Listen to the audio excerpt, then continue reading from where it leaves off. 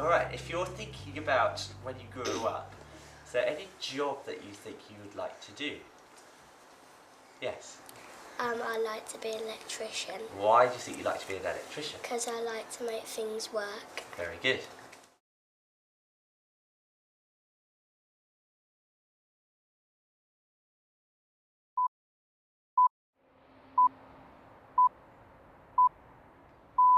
Bricklayers are being hired in the UK from elsewhere in the European Union because of a shortage of workers here.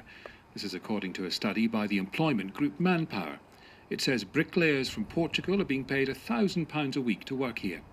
Manpower says 1 in 3 large construction firms in London turns down bidding opportunities because of a shortage of skilled workers. Where are the British brickies?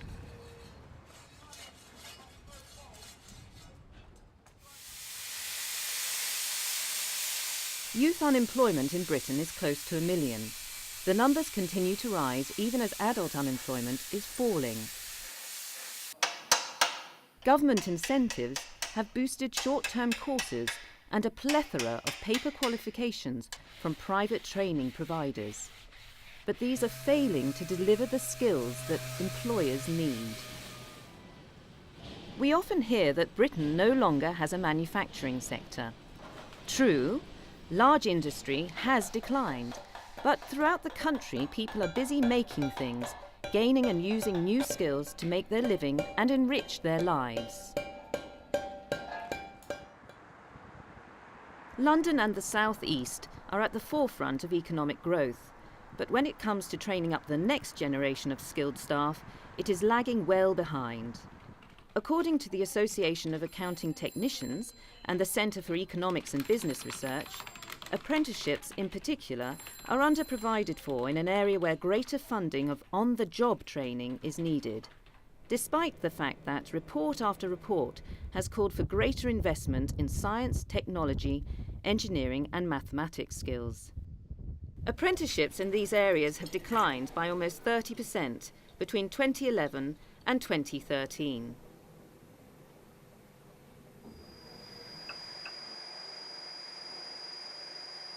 A common misconception is that apprenticeships have invariably been associated in the past with heavy industry, including construction, house building, car manufacture, shipbuilding, engineering and aviation. Other more conventional blue-collar type roles, such as plumbing, electricians, hairdressing, have historically also been part of the apprenticeship route. However, new and emerging technologies will increasingly require the apprenticeships of the future to embrace more professional skills.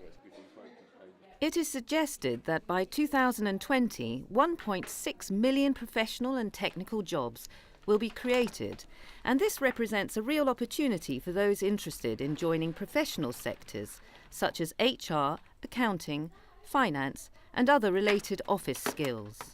The reason I chose to go down the finance line with this apprenticeship is I've always known that I like doing the accountancy things, you know, I've always looked into it and always found it interesting, and obviously where I find it interesting, I do like doing it and I find that I do well at what I do.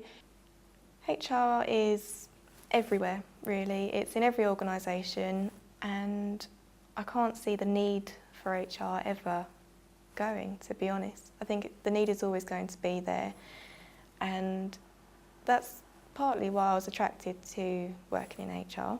I've always been interested in IT since a very young age. My dad used to fiddle around with computers, and I used to always get in there, help him and see what he was doing. So that's one thing that enticed me to the IT. I believe the skills I've learned, not only in the IT profession, but also confidence, teamwork, customer care, all those things play a very important part in any job role you go into. Finance popped up and I thought it'd be a great opportunity, great qualifications to obviously gain from it as well. And there is a lot more to finance than a lot of people think. I mean, when I first started, I thought I'd just be doing the basics, just counting money and banking it, but there's a lot more to it than people think. And although finance operates smoothly, it wouldn't be able to operate if we all wasn't there. How is it? All right. Yeah, you're coming down to the line, all right. As well as new and emerging businesses, our cherished heritage craft sector, where skills learned and passed down over centuries, is also at risk and should not be overlooked. I have a particular interest in heritage craft and have sought through my own charitable work, particularly through the Prince's Trust, for instance, to help preserve traditional crafts and to encourage young people to pursue them as a livelihood and a vocation, in part because, of course, the pursuit of a craft is a marvellous way for somebody to realise their true potential as a human being. So I'm quite proud, in a way, that we've been able to contribute in this form to people's enterprise opportunities. The difficulty, of course, is whether they can pass on these particular skills to others before they're lost. I discovered the other day that I think there's probably the last clog maker in Wales who also badly needs somebody to pass his skills on to. Extraordinarily, people are still buying clogs in Wales. Quite what they do with them, I'm not sure. But there's a certain amount of dancing that goes on. So, ladies and gentlemen, these Craft Skills Awards celebrate all that is so special about the craft sector. Today, the sector is a force to be reckoned with and properly recognised in the United Kingdom economy. After all, believe it or not, this is something that I think most people wouldn't know. It ranks alongside the petrochemical industry in size and scale and contributes a massive £4.4 billion a year in gross value from the heritage sector alone. Apprenticeships are a really good way of learning a skill that can lead to a really fulfilling and interesting career. Without serving an apprenticeship, I wouldn't have learnt the things that I needed. I wouldn't have learnt boat building, and I wouldn't have learnt the skills to work with other people. A large proportion of future jobs will be created in sectors that rely on vocational education and qualifications. According to the CEBR, forecasts suggest a growing requirement in pharmaceuticals, digital and green technology. Small businesses need particular help in looking for potential candidates, training new staff and developing existing staff. The problem is likely to get worse, with many small firms planning to increase their workforce over the next 18 months. The transformation that is taking place in small businesses means that they must learn to take advantage of the digital age, and more needs to be done to ensure that our future workforce has the necessary skills to excel in this changing environment. If small businesses are to continue to create jobs and by definition reduce unemployment, skill shortages will become even more apparent and become an ever greater challenge. Apprenticeships offer an opportunity to satisfy that need and train the future workforce, creating the talent to take us through to the next century. The search for the right talent at the moment is costing the UK economy in time an estimated £18 billion. Contribution to the workplace for apprenticeships is imperative, I think, to any business that's considering some succession planning. We've lost a generation of children or kids coming through to learn about apprenticeships and pick up skills. England is privileged to have an enormous skill set, and for kids to be able to carry that on through the next generation is fundamental. We run a very successful apprenticeship scheme, and I think the combination of the success is not only the kids that are coming through to join us, but the senior staff that engage them, that don't feel that they are being threatened, their jobs are being threatened, and they pick it up to pass the skill to the young kid generations coming through. People need careers. They need to feel that the society that they are part of is one where they can contribute, and at the same time receive a feeling of satisfaction and also benefit from. A truly inclusive society is where each individual's input leads to a more community-based identification. Appreciating the skills of another will help motivate the workforce to being part of an increasingly connected world. Local government is not only actively encouraging apprenticeships by providing funding to employers to take on young people, but they're also providing opportunities within their own organisation, realising that there is a need to nurture local talent.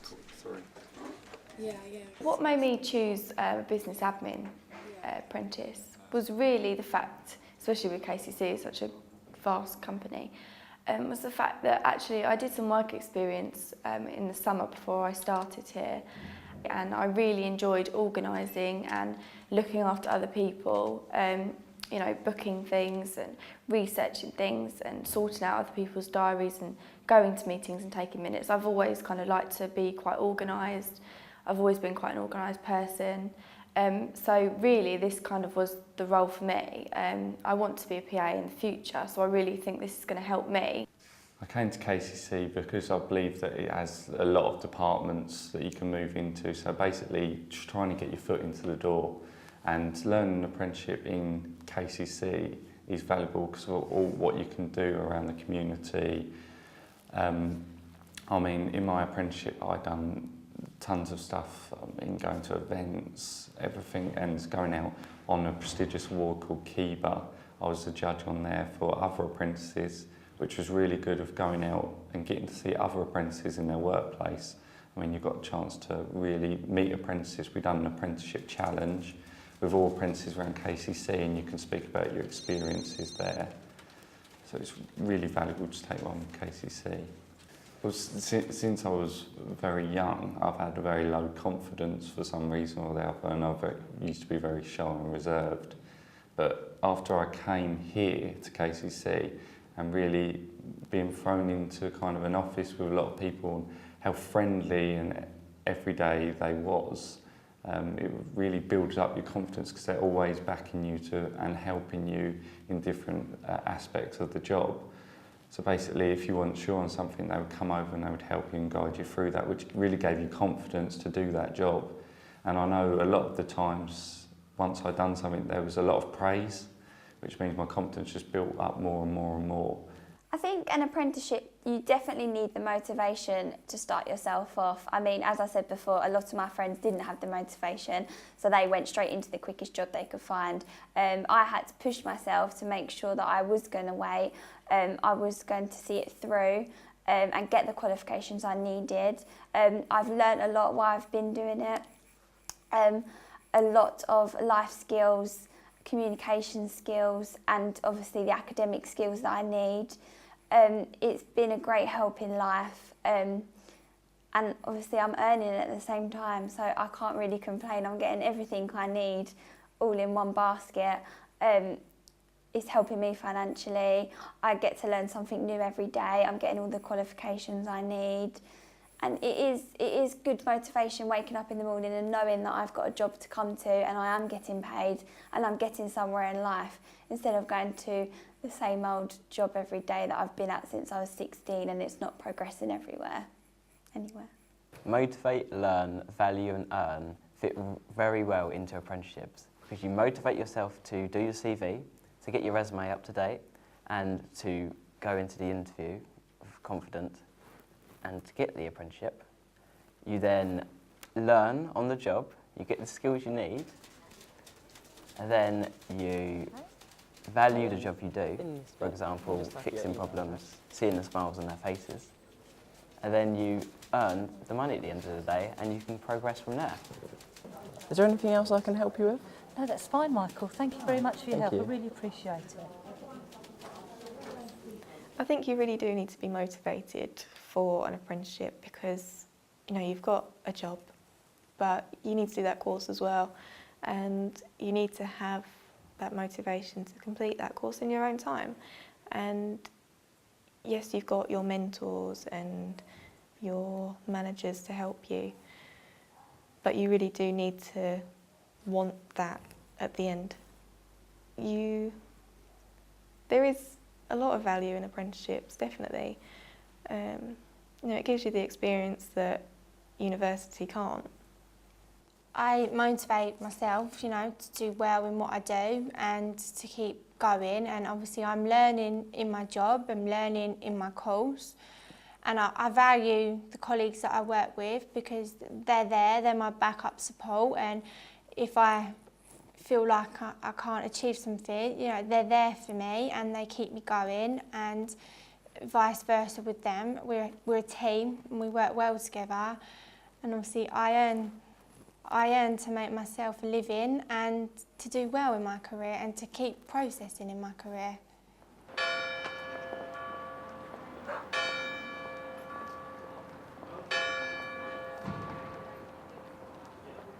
What is motivating employers to consider taking on apprentices? Re-establishing apprenticeships and recognising the importance of them has been a great motivator for me, and it's been really wonderful working with people from other cathedrals, for instance, who have the same share the same enthusiasm for apprenticeships.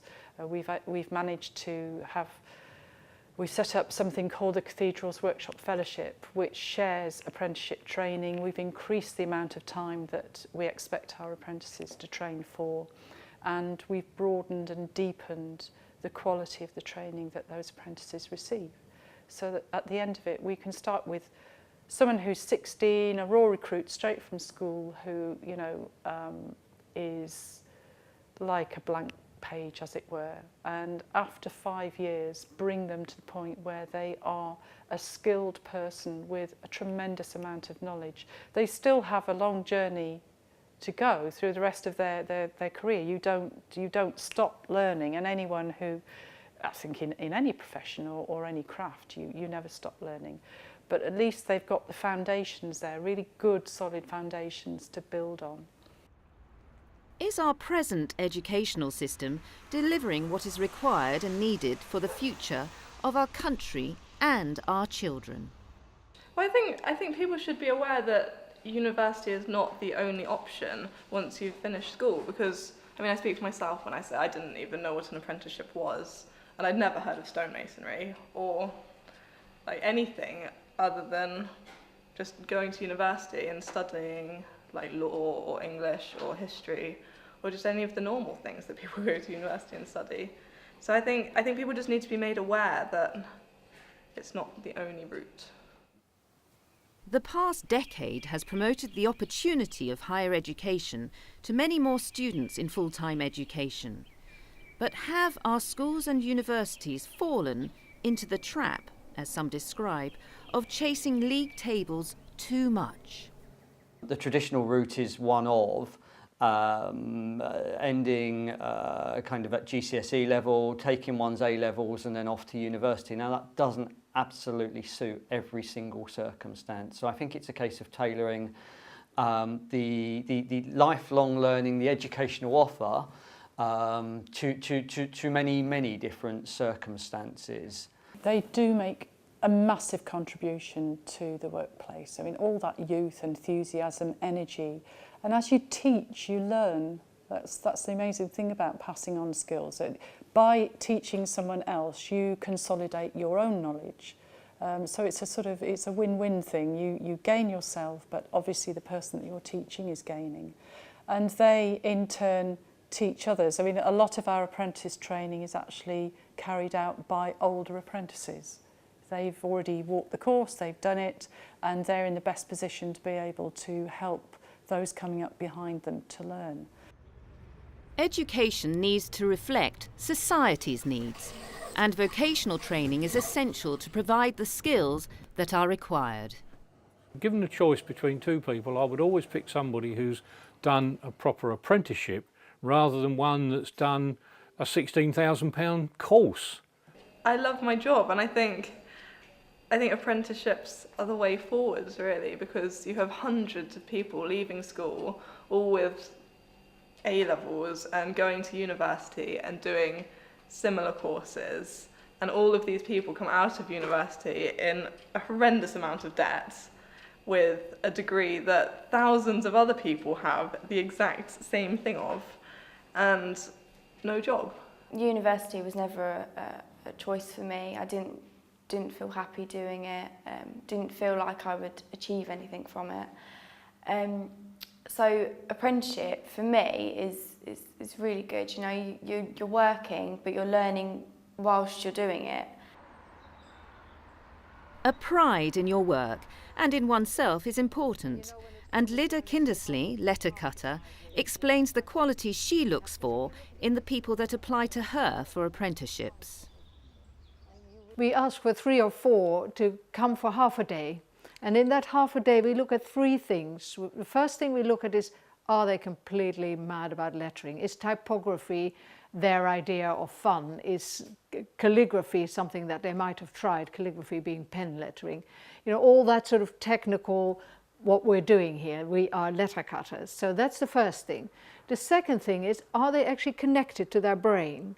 Because you might love making letters, but if you can't hold a pencil or sharpen a pencil, which is the first thing you have to do here, if you can't actually have that hand-eye coordination, you have a problem and you're not going to be a stone cutter. That's not going to happen. But the third thing, which is, it's all equally important. The third thing is, are you actually a workshop person? To start with, you come here and you have to just do exactly as you are told. Now that might be unovercomable for some people. You also have to click down in time. You have to slow down considerably. Stone is slow. The whole workshop is a slow business. It's not like, whoa, whoa, whoa, quickly, we do this, we do that. It's sort of, can we just consider that? How do you take that? What tool do I use? What do I choose for this particular stage? So you have to be that kind of person. You have to be able to absorb what other people say. And you're cutting away and somebody said, hey, I think that stone, that letter is leaning. And you sort of think something rude, and then you think, oh yes, well, let's look at that. You have to be considerate, and of course we work in the service of the world. So if people come here and they are bereaved, for instance, we do gravestones, and you sort of say, yeah, well, let's get on with it. It's not going to happen. You need to listen to people, you need to be with people, the people you work with, but also the outside world, because that is what we're doing here. Whether your interests lie in current technology and the digital world, or maybe more traditional trades, there are at present over 500,000 unfilled vacancies in the UK because of skill shortages. A higher skilled workforce and a more efficient process of matching candidates with new vacancies could lead to productivity gains that would make a real difference. The present government has announced that from this year, young people will be able to gain a full honours degree while earning a wage and paying no fees, under a scheme backed by government and industry. The new degree apprenticeship qualifications will be taught in England from this September, starting in the digital and software field. The government will pay 2/3 of the costs and fees, while employers pay trainees' wages and other costs. Some 150 places have already been guaranteed on the programme by the employers involved, in subject areas ranging from software design to information technology for business. But not all apprentices are convinced that the government is doing enough. Whether the government are doing enough or not is, well, I would say yes and no. I think they're getting much better. They're definitely investing a lot more into apprenticeships and facilities for younger people, but I think they could definitely do a lot more. I think the government could possibly do a little bit more to promote apprenticeships. I think it's still not very well known that people can do that, and people seem to think that it's only people that have come straight out of their GCSEs that can do it, whereas that isn't the case. You hear a lot about universities, and when you're getting ready to leave school, that's all you hear about is what university and what college you go to. You know, apprenticeships are not involved in that. They're not, oh, you know, have you tried looking at apprenticeships? I think with apprenticeships, I don't think the government back us up as well as they could do. I know it has increased a lot more over the years. I know for certain since I've started doing the apprenticeship. I don't think there's enough offered, even when you are at school, to get you the life skills that you need for the future. I'm starting with a capital letter, and then I'm making sure all the letters join onto the next one and flow into each other. If the education system is to deliver what is required for the future of our country and our children, it is imperative that we provide them with the appropriate skills necessary for the 21st century. Yes. You didn't dot the I online. Very good, yeah. I didn't dot the I. Right, what would happen if we were not to erase some of these lines when we are pushing and pulling? Emily? For Britain to continue to prosper in an increasingly competitive global economy, it is vital that we promote and harness the potential of our young people. Okay. Why have I still got these lines here? What am I going to have to do to resolve that one? Yes. You have to erase the lines in the circle and outside the circle. Right, so we undo that. And welcome. Thank you very much for coming along. Can you tell me a little bit more about what you know of our products and services here at the Marlow?